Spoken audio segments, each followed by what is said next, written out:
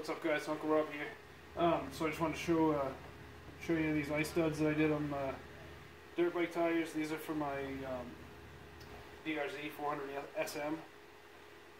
These are obviously a lot wider and smaller than regular dirt bike tires. They're 17-inch wheels, but I've used the screw-in ATV studs in the past. They work pretty good, but they do pull out, especially when you're cranking around corners, on the ice and giving it a lot of throttle. They'll rip them out, especially on the edges and sometimes in the middle too.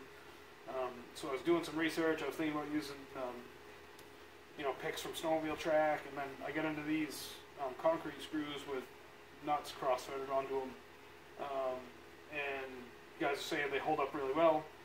They're obviously super sharp. They're coated for whatever, but they're supposed to hold up really well. They're riding them on like dirt roads, like frozen dirt roads and trails and stuff like that, and they're not breaking. They're not rounding over super easy.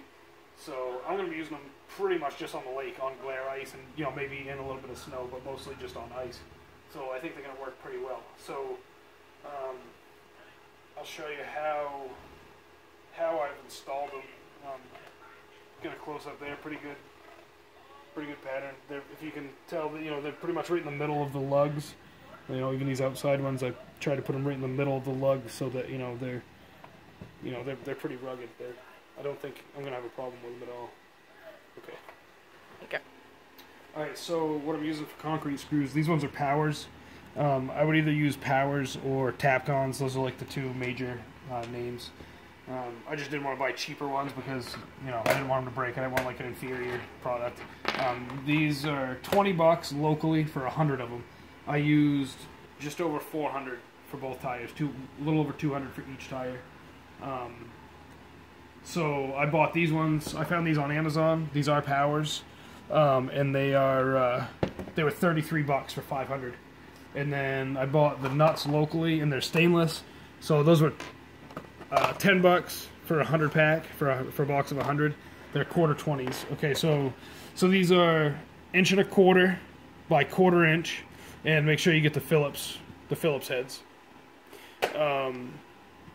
Quarter 20 nuts, and they cross-thread on there. Perfect.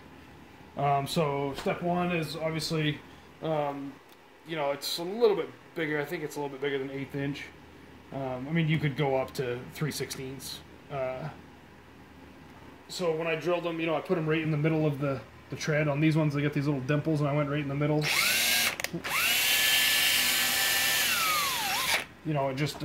That battery's almost dead, but obviously it was on high speed. And on these outside ones, I did, right in the meatiest part of the tread. And so you drill, I pre-drilled the whole tire, and then I went, so when you put these in, I don't care if I strip them a little bit, you can see the hole. Use a headlamp, you can see those pretty good.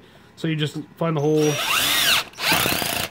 I don't care if I strip that, I actually want to give it a little extra so that it actually spins, so when I put the nut on, it's able to, kind of suck that head into the rubber a little bit. It's not going to suck it in a lot because the rubber's pretty hard on the inside of there.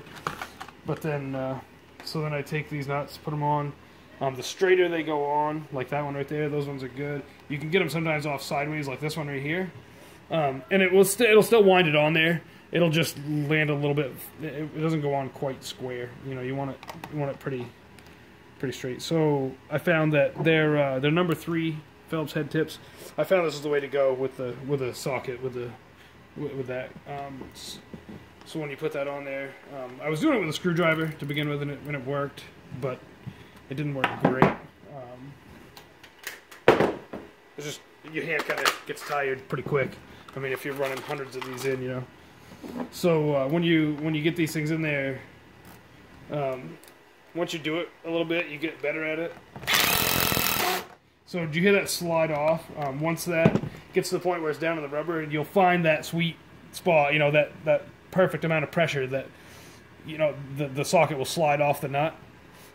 Once you get into the mode, you really can start cranking them right out.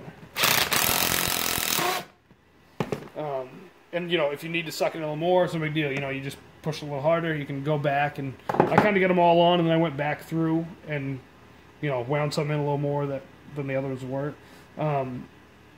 Also, these things sometimes you'll go off sideways a little bit.